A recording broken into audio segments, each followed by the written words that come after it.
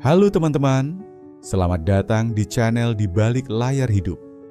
Pada kesempatan kali ini, saya ingin berbagi sebuah cerita yang sangat menarik dan penuh makna. Sebuah cerita yang tidak hanya menghibur, tetapi juga memberikan banyak pelajaran hidup yang sangat berharga untuk kita semua. Seperti biasa, cerita ini mengandung banyak hikmah yang bisa kita ambil untuk menjalani kehidupan sehari-hari. Di sebuah pulau kecil di Samudra Atlantik bernama Madeira, Portugal, pada tanggal 5 Februari 1985, lahirlah seorang anak laki-laki yang kelak akan mengguncang dunia sepak bola, Cristiano Ronaldo dos Santos Aveiro. Ia lahir di Funchal, kota pelabuhan yang dikelilingi bukit dan lautan, dari keluarga sederhana yang hidup dalam keterbatasan ekonomi. Ayahnya, José Diniz Aveiro, bekerja sebagai tukang kebun kota dan juga kitman, pengurus perlengkapan di klub sepak bola amatir lokal, Andorinha. Ibunya, Maria Dolores dos Santos Aveiro, bekerja sebagai juru masak dan pembantu rumah tangga. Kehidupan keluarga Ronaldo jauh dari kata nyaman. Rumah mereka terletak di daerah kumuh dan sempit, berdinding tipis, dan kadang-kadang bocor saat hujan. Uang selalu menjadi persoalan. Dalam sebuah wawancara, ibunya pernah mengaku bahwa saat mengandung Ronaldo, ia sempat berniat menggugurkan kandungannya karena merasa sudah tak sanggup membesarkan satu anak lagi. Namun, setelah berbagai pertimbangan dan doa, ia akhirnya memutuskan untuk melahirkan anak itu. Keputusan yang kelak mengubah sejarah sepak bola dunia. Sebagai anak bungsu dari 4 bersaudara, Ronaldo tumbuh dalam lingkungan penuh kasih sayang namun penuh perjuangan. Ia akrab dengan kakak laki-lakinya, Hugo, serta 2 kakak perempuannya, Elma dan Katia. Meskipun hidup dalam kemiskinan, keluarga Aveiro berusaha tetap bersatu. Mereka tidak punya banyak, tetapi selalu ada kebersamaan di atas meja makan. Walau hanya dengan makanan seadanya, Ronaldo kecil tumbuh dengan energi yang melimpah dan sifat keras kepala. Ia adalah anak yang aktif, tidak bisa diam, dan sudah menunjukkan minat luar biasa pada sepak bola sejak usia dini. Ayahnya, yang bekerja di klub amatir Andorinha, sering membawanya ke lapangan. Di sanalah Ronaldo mengenal bola. Ia tidak butuh mainan mahal. Cukup sebuah bola kempes pun bisa membuatnya bahagia. Ia sering bermain bola di jalanan berbatu, menggunakan batu sebagai gawang, dan terus menendang bola sampai malam. Namun, masa kecilnya bukan tanpa luka. Ronaldo menyaksikan sang ayah perlahan-lahan dihancurkan oleh alkohol. José Diniz adalah sosok yang penyayang, tetapi kelemahan terhadap minuman keras membuat hubungan mereka tidak selalu mudah. Ketergantungan alkohol sang ayah membuat kondisi keuangan semakin buruk. Dan di usia muda, Ronaldo belajar tentang kenyataan pahit kehidupan. Ia menyaksikan ibunya bekerja siang malam demi menyekolahkan anak-anaknya. Semua itu terekam jelas di benaknya dan membentuk karakter kuat dalam dirinya. Di sekolah, Ronaldo bukan murid teladan. Ia sering bolos, tidak suka belajar, dan lebih memilih bermain bola. Ia bahkan pernah dihukum karena mengabaikan tugas sekolah dan dinilai terlalu keras kepala. Namun, satu hal yang tidak bisa disangkal, Ronaldo memiliki bakat alam yang luar biasa dalam mengolah bola. Gurunya tahu, teman-temannya tahu, bahkan pelatih lokal di Andorinha tahu. Anak ini berbeda. Ia punya kecepatan, kontrol bola, dan naluri yang jarang dimiliki anak seusianya. Lingkungan sekitar tidak selalu mendukung. Ia sering diejek karena logat Madeiranya yang kental dan dianggap aneh oleh anak-anak dari daratan utama Portugal. Kadang ia juga diejek karena keluarganya miskin. Namun semua ejekan itu justru menjadi bahan bakar bagi semangat Ronaldo. Ia mulai menyimpan amarahnya bukan dengan membalas atau menangis, melainkan dengan mencetak lebih banyak gol dan terus membuktikan dirinya di lapangan. Di usia 8 tahun, Ronaldo mulai bermain untuk tim Andorinha, tempat ayahnya bekerja. Meski belum memakai sepatu bola yang layak, ia sudah bisa membuat semua orang terkesima dengan aksinya. Ia adalah anak kecil yang berlari lebih cepat dari anak-anak lain, menggiring bola melewati pemain 2 kali usianya, dan mencetak gol dari sudut-sudut tak terduga. Dari sinilah kisah legenda itu mulai ditulis, pelan tapi pasti. Ketika Cristiano Ronaldo menginjak usia 12 tahun, ia sudah terlalu luar biasa untuk tetap berada di Madeira. Bakatnya yang menonjol menarik perhatian klub-klub besar di daratan utama Portugal. Pada tahun 1997, Sporting Clube de Portugal, salah satu klub terbesar di negeri itu, memutuskan untuk merekrutnya. Namun keputusan ini bukan tanpa pengorbanan. Untuk menggapai impian, Ronaldo harus meninggalkan keluarganya dan kampung halamannya, lalu terbang sendiri ke Lisbon. Saat itu, ia masih sangat muda. Hanya seorang bocah kurus berusia 12 tahun. Dengan logat daerah yang kental dan impian yang terlalu besar untuk ukuran usianya. Perpisahan dengan keluarga bukan hal yang mudah bagi Ronaldo. Ia sangat dekat dengan ibunya, Maria Dolores, yang selalu menjadi tiang kekuatan keluarga. Meninggalkan pelukannya dan hidup di kota besar yang asing, jauh dari lautan dan bukit Madeira, adalah pukulan berat. Di Lisbon, ia tinggal di asrama klub bersama anak-anak lain yang juga berlatih di Akademi Sporting. Hari-hari awalnya di sana dipenuhi dengan kesepian, rindu, dan air mata. Ia sering menangis di malam hari, merindukan rumah dan masakan ibunya. Namun di balik rasa rindu itu, Cristiano menyimpan tekad baja. Ia tahu bahwa meninggalkan keluarganya bukan untuk sia-sia. Ia ada di Lisbon untuk tujuan besar, menjadi pemain terbaik di dunia. Hari-harinya diisi dengan latihan keras. Ia selalu datang lebih awal ke lapangan dan sering menjadi yang terakhir pulang. Pelatih-pelatih di Sporting terkesima oleh etos kerjanya. Mereka belum pernah melihat anak seusia itu yang begitu fanatik terhadap latihan, begitu lapar akan perbaikan, dan begitu tak kenal lelah dalam mengejar kesempurnaan. Namun, tantangan bukan hanya soal adaptasi emosional. Di Lisbon, Ronaldo menghadapi diskriminasi dan ejekan.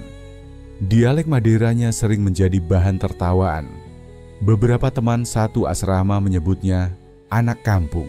Tapi seperti yang telah ia lakukan sejak kecil, Ronaldo menjadikan hinaan itu sebagai motivasi. Ia berlatih lebih keras, berlari lebih cepat, dan mencetak lebih banyak gol. Di usia 14 tahun, ia membuat keputusan besar. Berhenti sekolah dan sepenuhnya fokus pada sepak bola. Gurunya sempat marah, tapi ibunya mendukung. Percaya bahwa anaknya ditakdirkan untuk sesuatu yang lebih besar.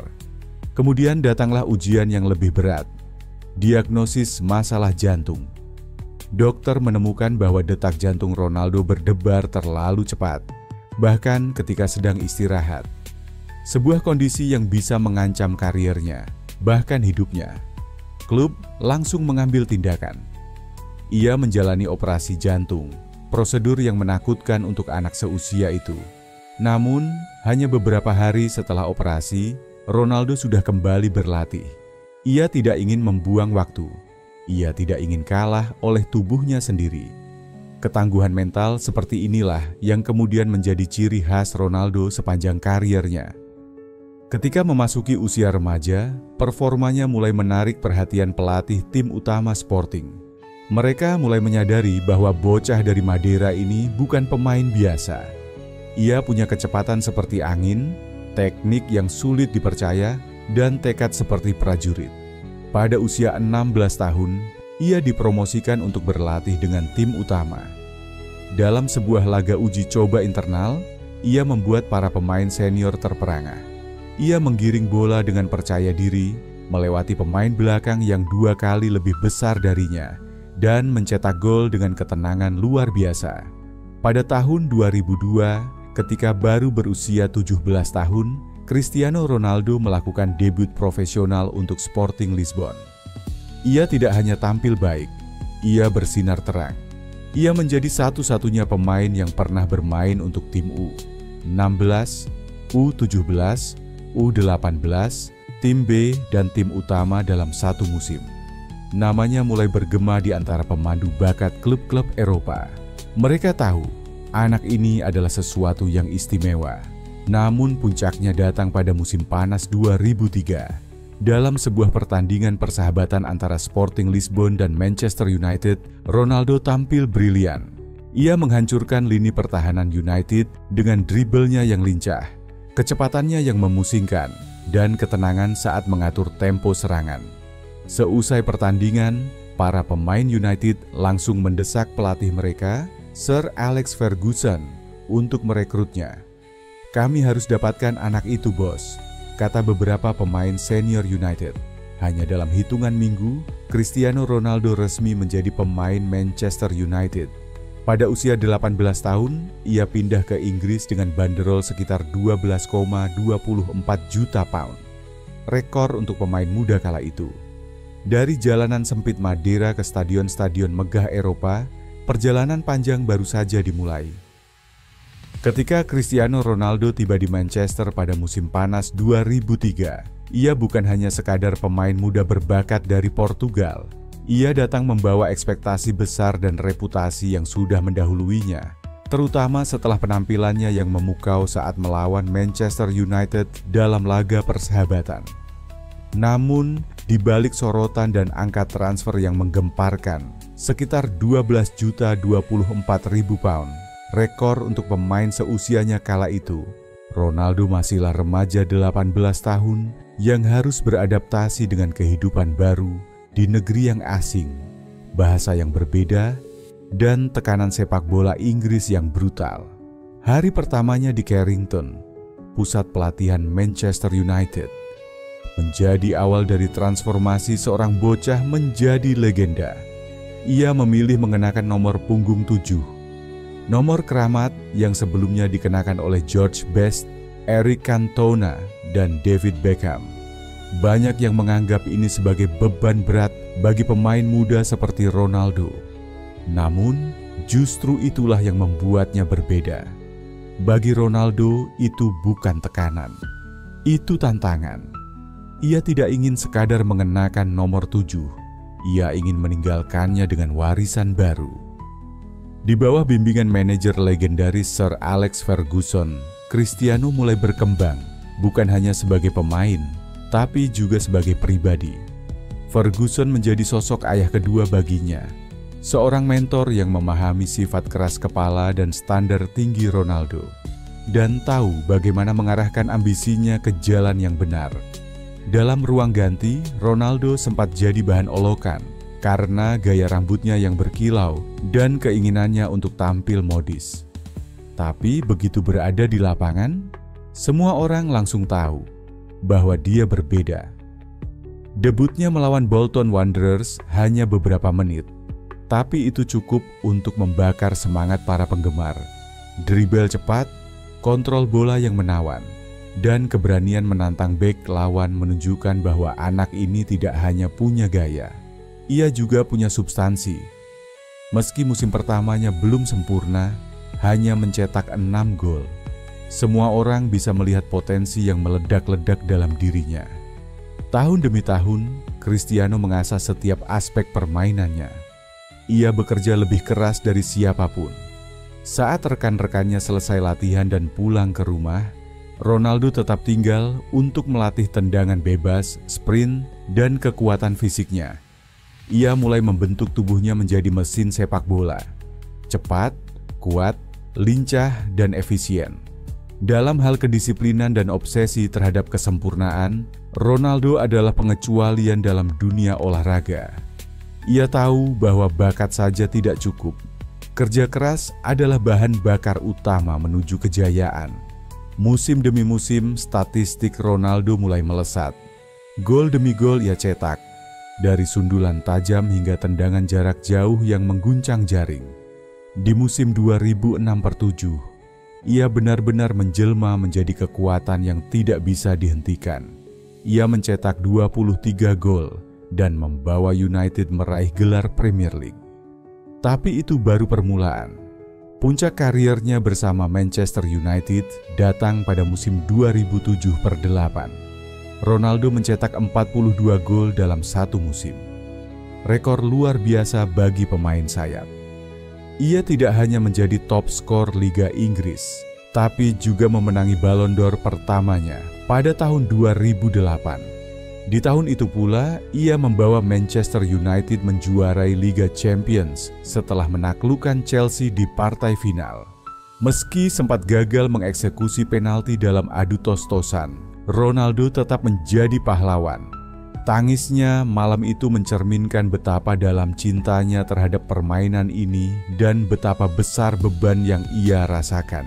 Namun di balik kejayaan, hati Ronaldo tetap terpaut pada mimpi masa kecilnya.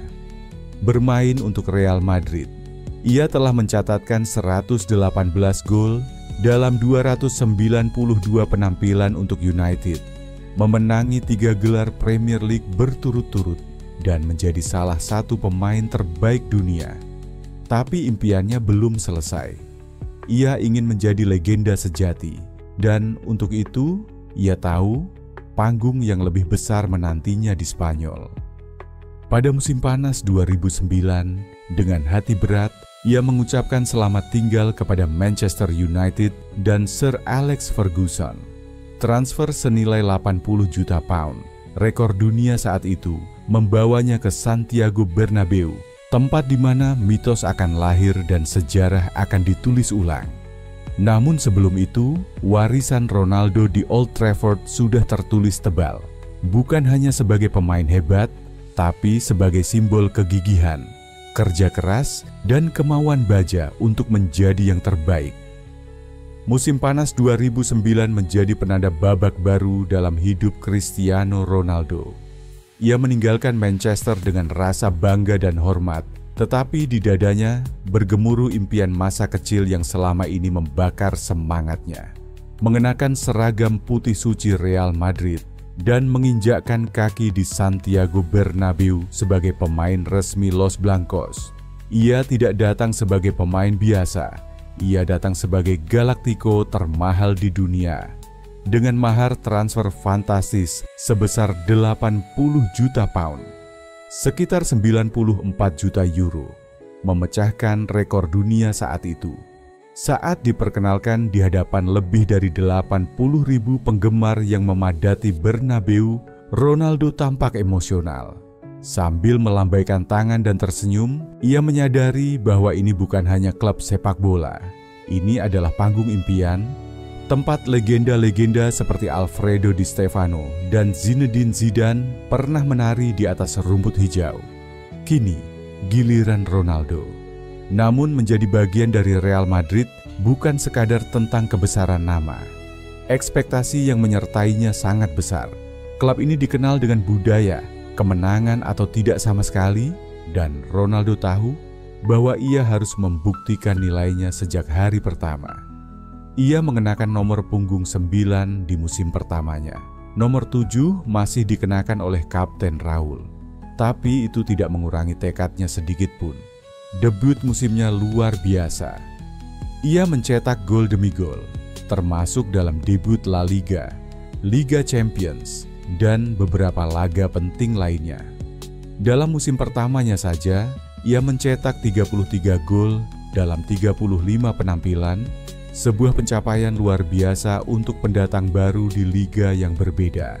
Tapi meskipun ia bersinar secara individu, Madrid gagal merebut gelar apapun musim itu. Barcelona sedang berada di puncak kejayaannya bersama Pep Guardiola, dan persaingan antara Messi dan Ronaldo pun mulai membara. Disinilah karakter Ronaldo benar-benar diuji. Ia tidak puas hanya dengan statistik pribadi.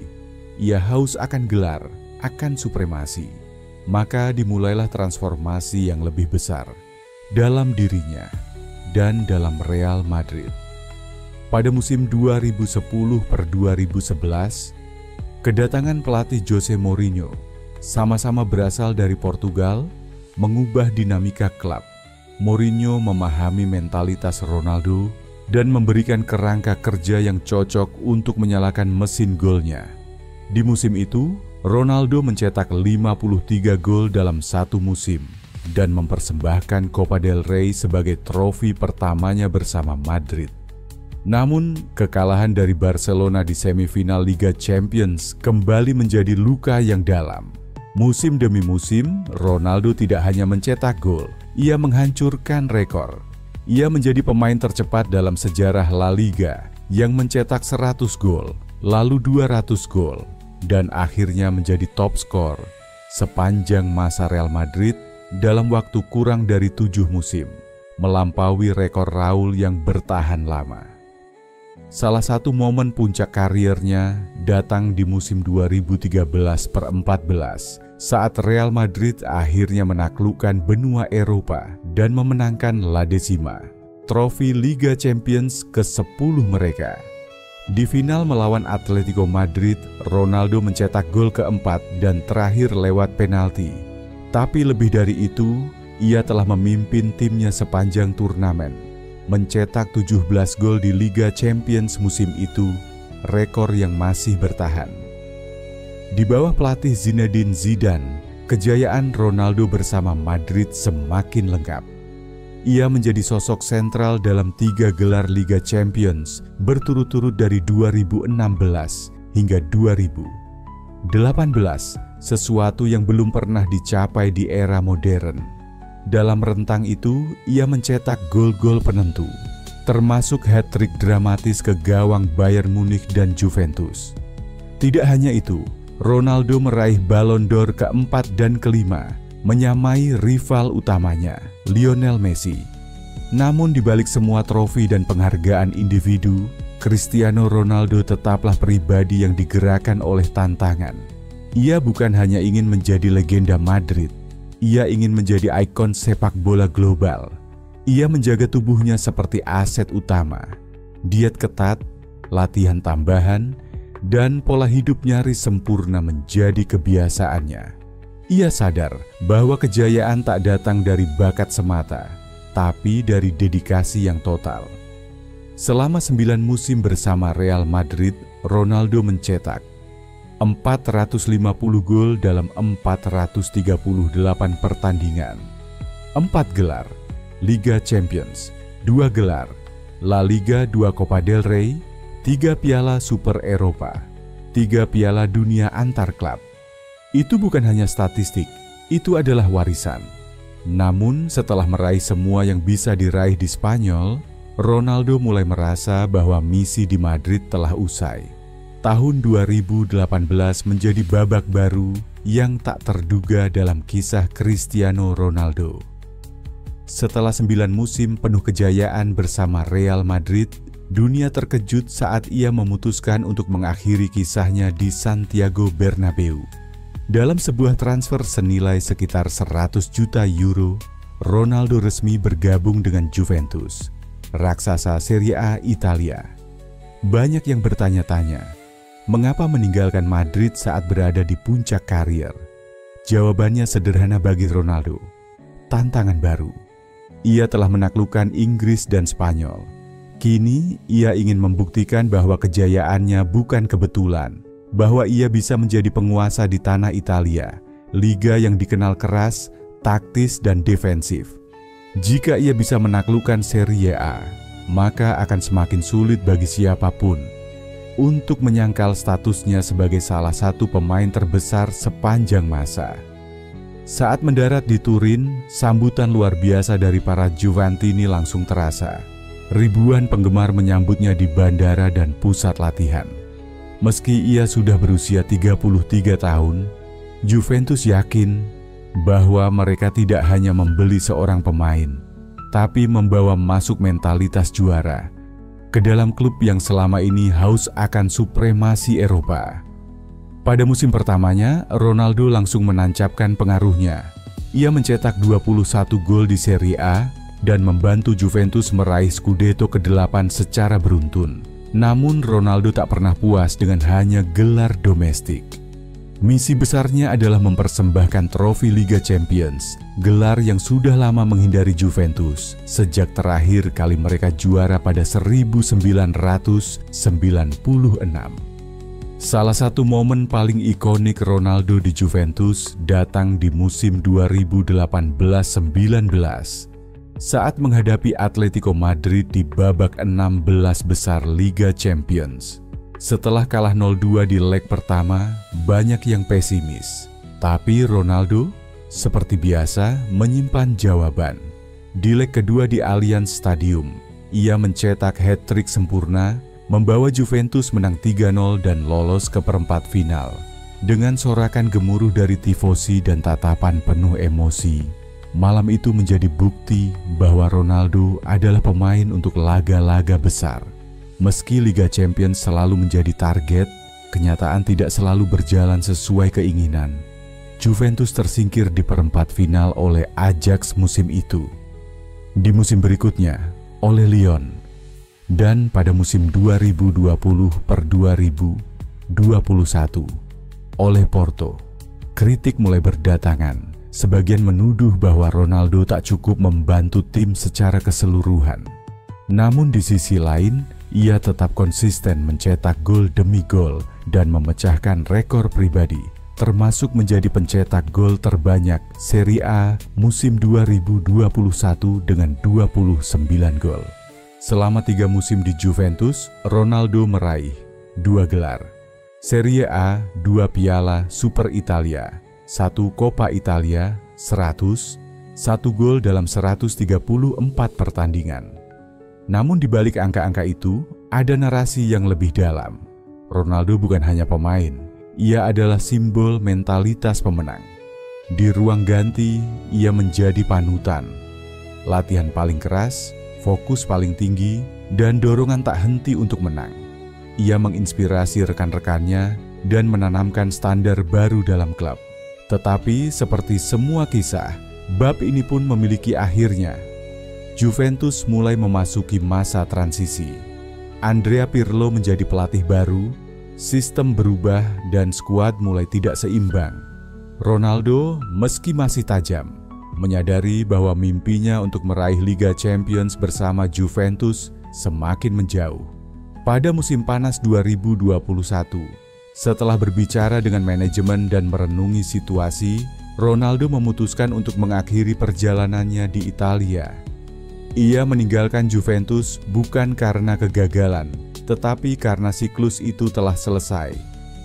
Ia telah memberikan semuanya, dan saatnya kembali mencari tantangan baru. Namun kepergian Ronaldo dari Juventus tidaklah mengecewakan. Ia pergi sebagai legenda yang memberi segalanya, dengan kepala tegak dan warisan mentalitas yang sulit tergantikan. Saat ia meninggalkan Turin, satu hal menjadi jelas, Cristiano Ronaldo belum selesai. Masih ada bab lain yang menunggu ditulis dalam kisahnya yang luar biasa. Musim panas tahun 2021, dunia sepak bola kembali diguncang oleh kabar besar. Cristiano Ronaldo kembali ke Manchester United. Setelah 12 tahun penuh kejayaan di Madrid dan petualangan menantang di Juventus, sang mega bintang memutuskan untuk pulang ke tempat yang dahulu menjadi fondasi awal kebesarannya.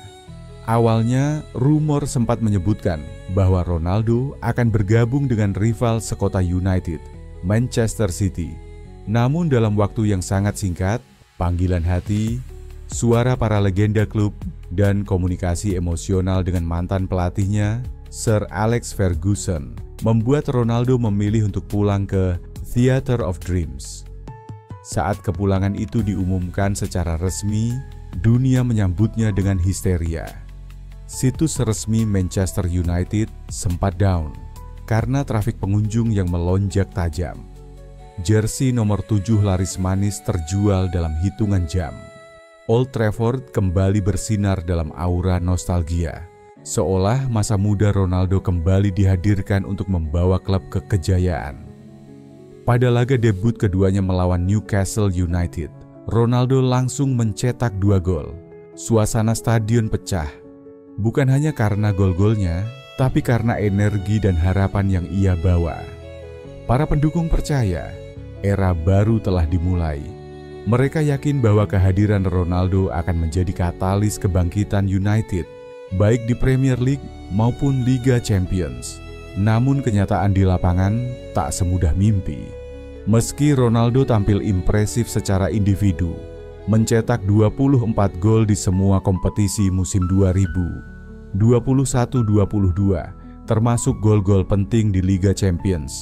Kinerja tim secara keseluruhan mengecewakan.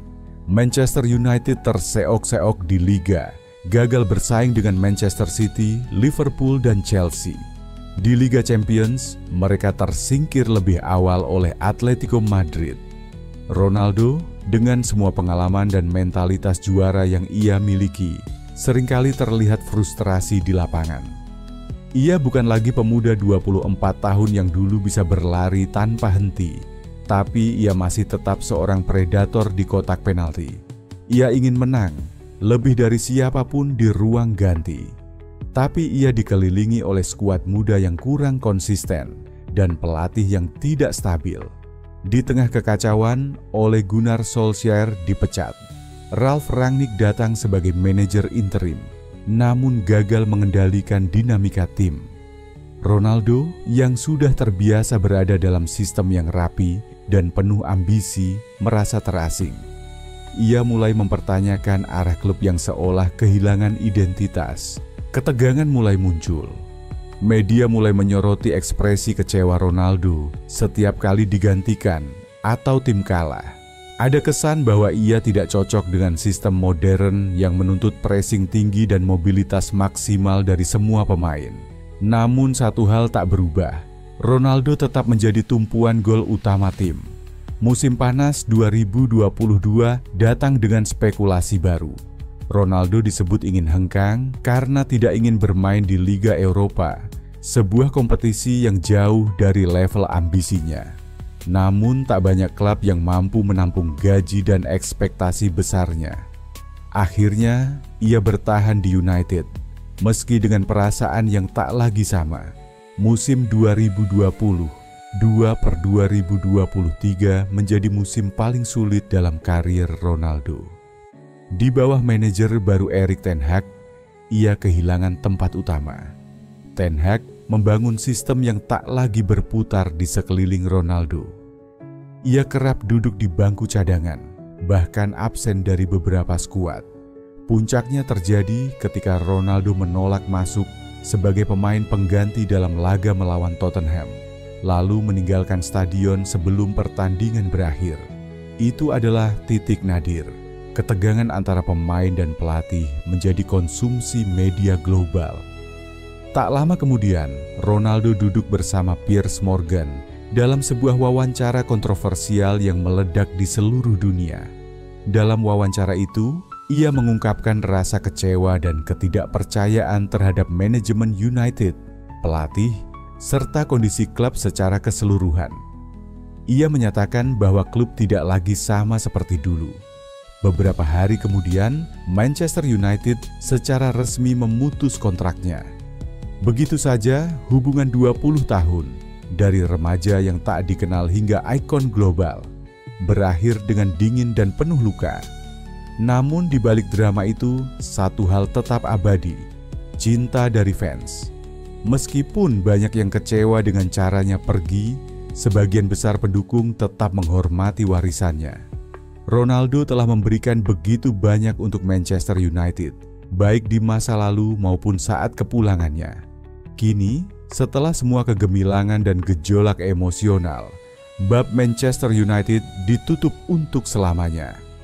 Ronaldo mungkin tidak menutup tirainya dengan trofi di Old Trafford, tapi ia menambahkan babak penting dalam cerita hidupnya, bahwa bahkan sang legenda pun bisa mengalami kekecewaan, tetapi tetap berdiri dengan kepala tegak.